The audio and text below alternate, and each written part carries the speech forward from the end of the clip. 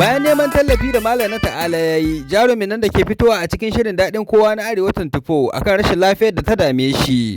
Shugaban ƙasar Nijar ya gwangwaje shi da sefa miliyan 10 wanda adadin kuɗin Najeriya ya haura ma naira miliyan 27 kamar yadda ambata a bakinsa.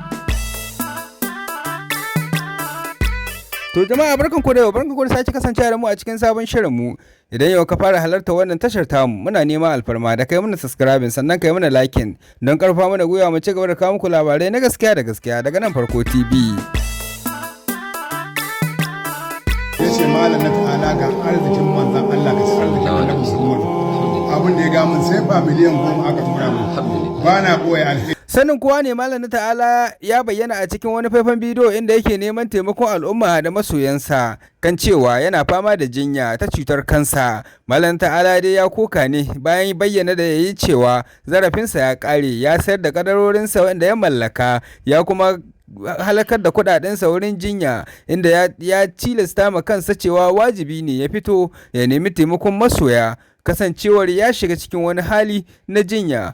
Malam na Ta'ala dai bayan kokawar da ya bidiyonsa ya kalwada shafukan sada zumunta har ma da gidajen jaridu, wanda a nan ne shugaban ƙasar Nijar ya ci karo da neman taimakon Malam na Ta'ala kan jinyarsa.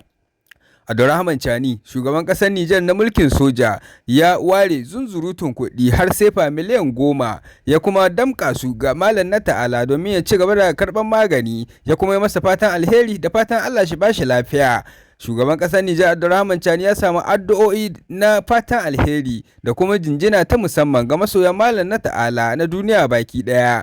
Kasancewar ya faranta ma Malam na Ta'ala rai, ya ba shi kuɗaɗen jinya a daidai lokacin da yake buƙatarsa. Malam na Ta'ala dai ya bayyana cewa daman haka al'amuran Allah yake, domin ya nemi taimakon al'umma. Allah ya kawo mai jinƙan al'umma Abdurrahman Chani kamar yadda ya ambata, ya kuma ba shi kuɗaɗe waɗanda za su ishe shi har ya jinya ya kuma ƙare. Sefa miliyan 10 dai ba ƙananan kuɗi ba ne a kuɗaɗen Najeriya, domin masu ƙididdiga sun tabbatar za su haura ma naira miliyan 27 na kuɗin naira. Malam na Ta'ala ya fara samun sauki tun daga lokacin da ya rika kuɗaɗen.